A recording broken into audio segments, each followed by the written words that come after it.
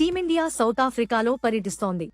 Test మ్యాచ్లో గెలుపు కోసం ఓవైపు హోరాహోరీగా ఆటగాళ్లు తలపడుతుండగా మరోవైపు కొన్ని రోజుల క్రితం దిగిన ఓ ఫోటో వివాదానికి కారణమైంది. క్రిస్మస్ సందర్భంగా టీమిండియా ఆటగాళ్లు కోచింగ్ స్టాఫ్ సౌత్ ఆఫ్రికా టూర్లో సరదాగా వైల్డ్ సఫారీకి వెళ్లారు. సఫారీలో భాగంగా సౌత్ ఆఫ్రికాకే ప్రత్యేకమైన ఖడ్గమృగాల పార్కును సందర్శించారు. హెడ్ కోచ్ రాహుల్ ద్రవిడ్తో పాటు పరాస్మాంబ్రే, విక్రమ్ రాథోడ్ ఇంకా టీమిండియా ఓపెనర్ శుభ్మన్ గిల్ కూడా ఈ సఫారీకి వెళ్లిన వారిలో ఉన్నారు. వీరంతా ఓ ఖడ్గమృగం దగ్గర సరదాగా ఓ ఫోటో దిగగా ఇప్పటిదే వివాదానికి దారి తీస్తోంది.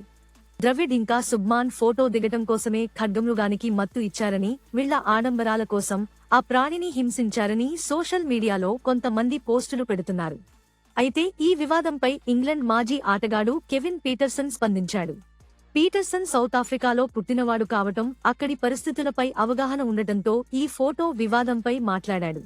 ఖడ్గమృగాలు అంతరించుకోకుండా జాగ్రత్తగా సంరక్షిస్తున్న ఓ ఆర్గనైజేషన్ ప్రోగ్రామ్ టూర్లో భాగంగానే ఇలా ఫోటోలు దిగుతారని క్లారిటీ ఇచ్చాడు పీటర్సన్. అక్కడ ఆ జంతువుకు మత్తు లాంటిదేం ఇవ్వలేదని, కొంతమంది తెలియకుండా ఇలా పోస్టులు పెట్టడం వల్ల జంతు సంరక్షణ కోసం పాటుపడుతున్న ఆ సంస్థకు చెడ్డ పేరు వచ్చే అవకాశం ఉందన్నాడు.